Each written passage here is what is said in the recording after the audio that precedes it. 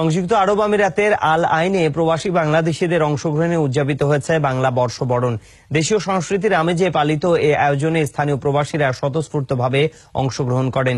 তবে আল আইনে বাংলাদেশ কালচারাল সেন্টারের রাষ্ট্রীয় বৈধতার দাবি তোলেন তারা। সংযুক্ত আরব আমিরাতের আল আইনের গ্রিন সিটিতে প্রায় 40,000-এর বেশি প্রবাসীর বসবাস। ফলে নতুন বাংলা বর্ষবরণে উৎসাহী উদ্দীপনার কোনো কমতি ছিল না তাদের মাঝে।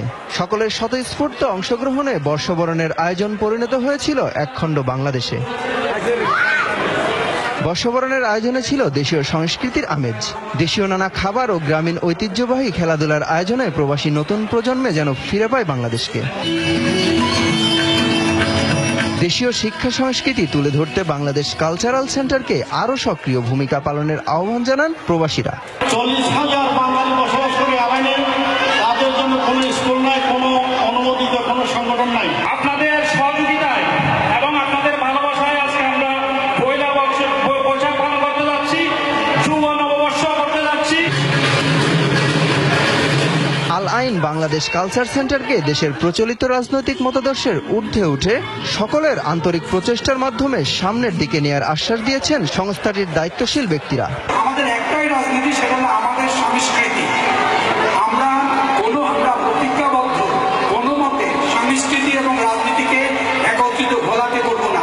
আজকে সব দলমত নির্বিশেষে সমস্ত লোকগুলি আজকে 600 মানুষ এখানে একত্রিত করতে পেরেছে, সব দল এবং মতের।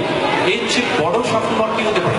প্রবাসীদের দাবি মেনে নিয়ে আমিরাতের সংশ্লিষ্ট মন্ত্রণালয়ের দেয়া শর্ত পূরণ করে অচিরেই বাংলাদেশ সমিতির শাখা অনুমোদনের জন্য কাজ করে যাচ্ছেন বলে জানান আমিরাত প্রবাসীদের বৈধ সংগঠন বাংলাদেশ সমিতির নেতারা।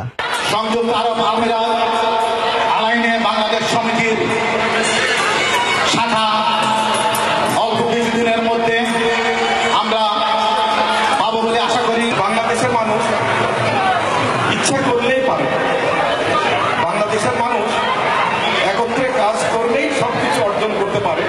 বর্ষবরণের ফাঁকে 2017-18 মেয়াদে নতুন কমিটির অভিযোগে অনুষ্ঠিত হয় এ সভায়। ঘোষণা করা হয় 25 সদস্য বিশিষ্ট কার্যনির্বাহী কমিটির নাম। আগামীতে সবাইকে নিয়ে একযোগে কাজ করার আহ্বান জানান নেতৃবৃন্দরা।